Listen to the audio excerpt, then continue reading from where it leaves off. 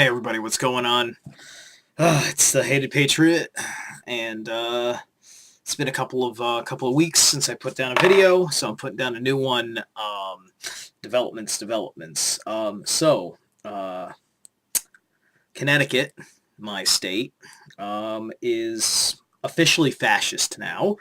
Has officially enacted a gun ban that leaves most people relatively helpless.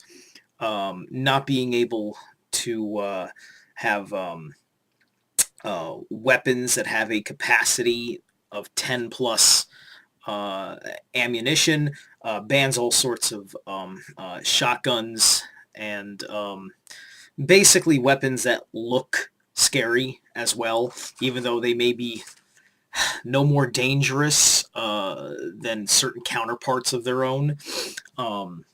Such as, does this gun have a plastic stock or a wooden stock? Things like that.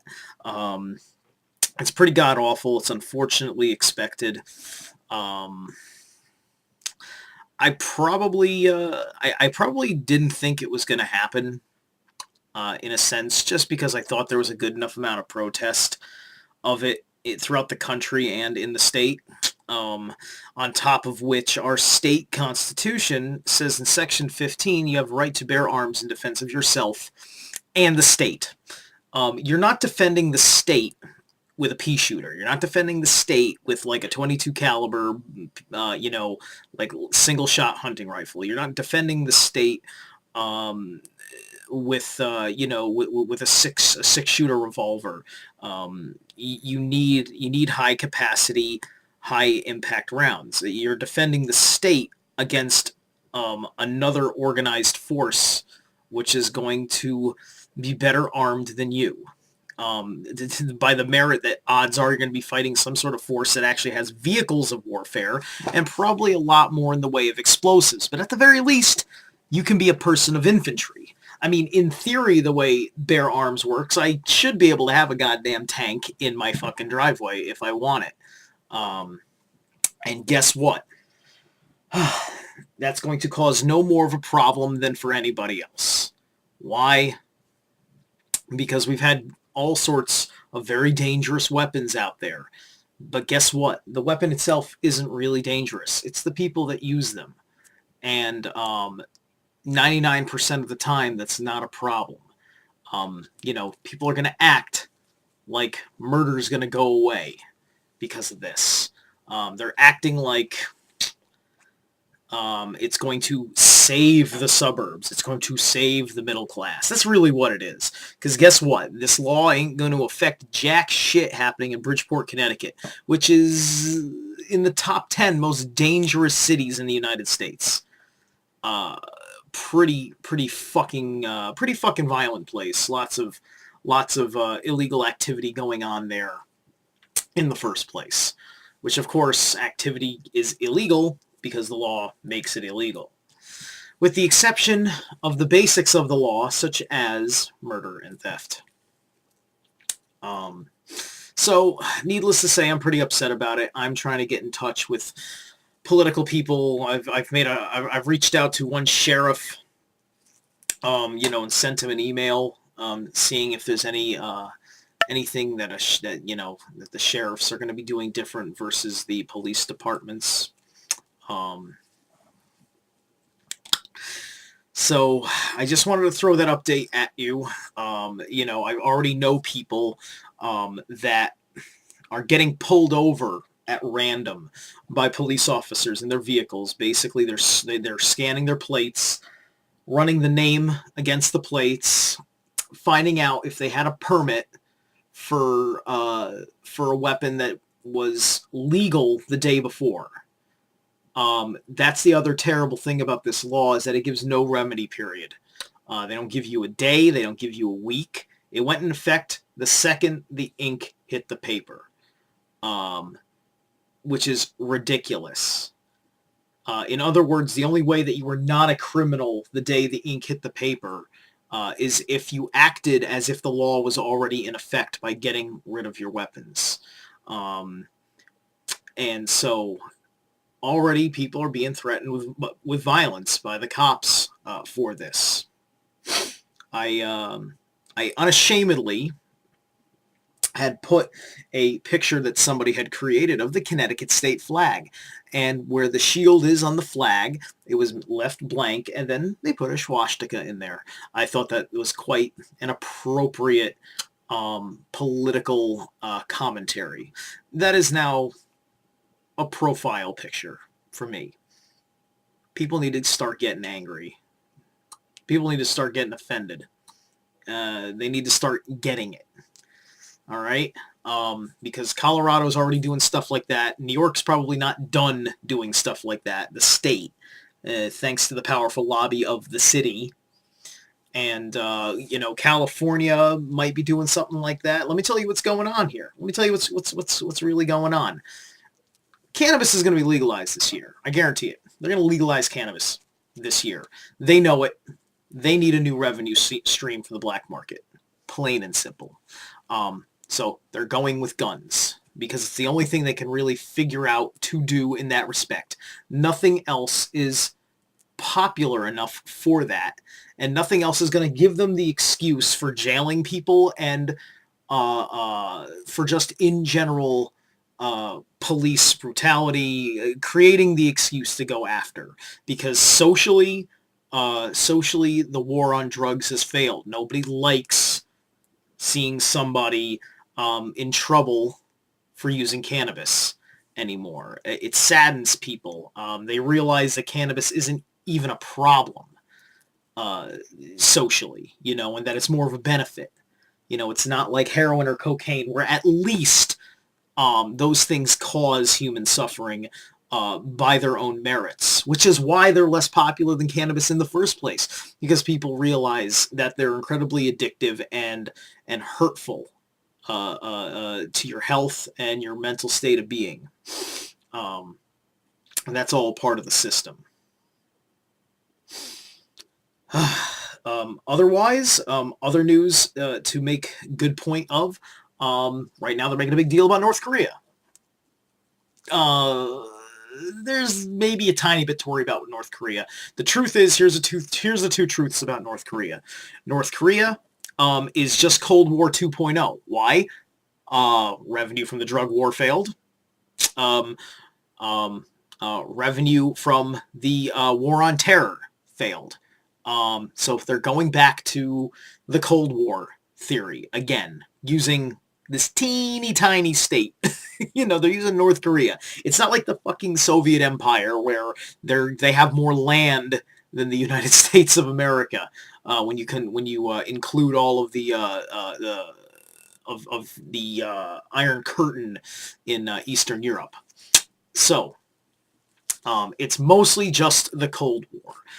There was a mysterious earthquake that was about a 6.2 on the Richter scale, just east of North Korea, just east, effectively by a few miles within the tremor radius of Pyongyang. So yeah, HARP, obviously, HARP. Of course, it's HARP. The thing that's truly the problem with North Korea is not its nuclear capability or anything like that. It's even questionable whether any of their nuclear capability could reach the United States from the mainland. And the second they tried to use a naval point like a submarine, our Navy could eradicate them. If a strike's going to happen, it's going to be allowed to happen. We in the Truth Movement, we understand this. It'll be allowed to happen.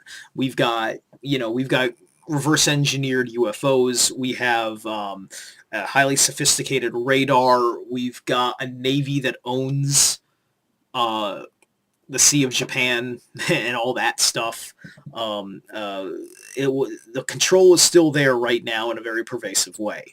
The other problem with North Korea is they are the number one manufacturer of counterfeit U.S. dollars. I believe it's the $100 bill is their most popular product.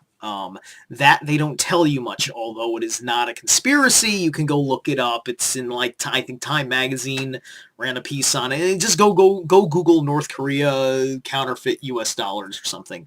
You'll see it. Um, so that's another issue, which maybe they're trying to destroy North Korea to not just get the war they want, but also to stop the counterfeiting of the U.S. dollar. But they don't want to admit that the U.S. dollar is that weak and susceptible to counterfeiting. So they're making up these other threats, and effectively, that's what you've got. North Korea is a military installation designed to support a U.S. dollar counterfeiting operation. Plain and simple. Just like the state of Israel is a strategic military base with a supporting population to control the trade between East and West. Plain and simple. All right. Um, and I guess one more thing. Now, talking about currency, I am starting to show interest in this Bitcoin thing. Everybody else is talking about it. I'm taking a look at it. I like what I see in general. Um, it's got a lot of potential. However, never put all your eggs in one basket. Use it for stuff. Give it the strength. Give it a foundation. If you like what you see, obviously. Look into it. Do your own damn research. I'm not going to give you bad economic advice. I'm taking my own risk. I could be tanking myself for all I know. I'm just getting started. The app's downloaded. I'm doing a mining thing. I've gotten like 1 bazillionth of a Bitcoin cent or something at the moment. And it takes forever to generate these things, and so it's better if I just take some money and just like buy Bitcoins using dollars, which I think they're expensive right now because I think like one Bitcoin is like $100 on the various markets. And the suspicion is that when it goes forex, when it gets on the foreign exchange market, that's when it'll explode.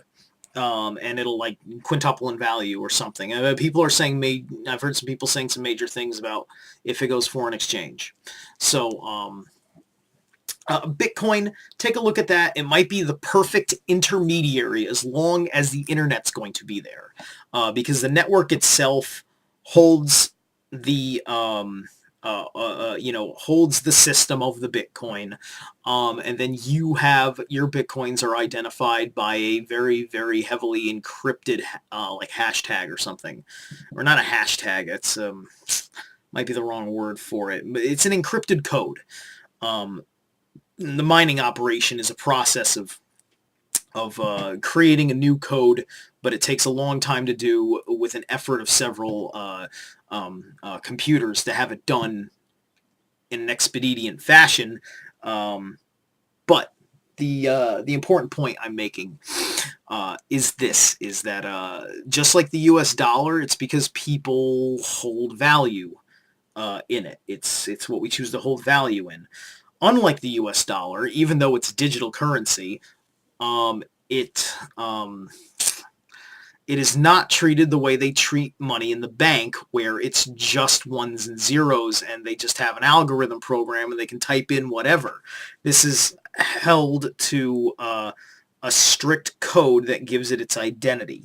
I suppose there's people at the top of this system that can exploit it, but when people are investing in things like that and they are uh, and they're competing with other currencies, the whole point is that currency needs to have the appearance of strength. It has to have the appearance of value.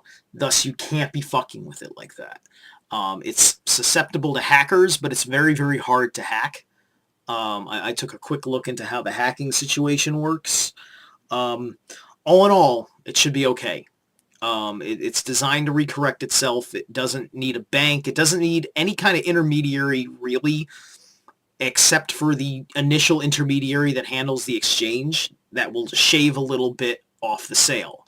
But that's not like a banking fee, and it has to compete with a lot of other online services that do the same thing, so it has to keep a competitive rate, as opposed to the Federal Reserve, which is its own competitive rate. It's like the LIBOR scandal. All the Fed banks, it's its own independent LIBOR scandal. That is why interest rates at 0%. Why does it need to be at any higher percent? It doesn't care. Part of its plan is to crash the economy anyway. It is what it is. Okay, I think that's about it. Thanks a lot, guys. I hope this has been good for you. All right, take care.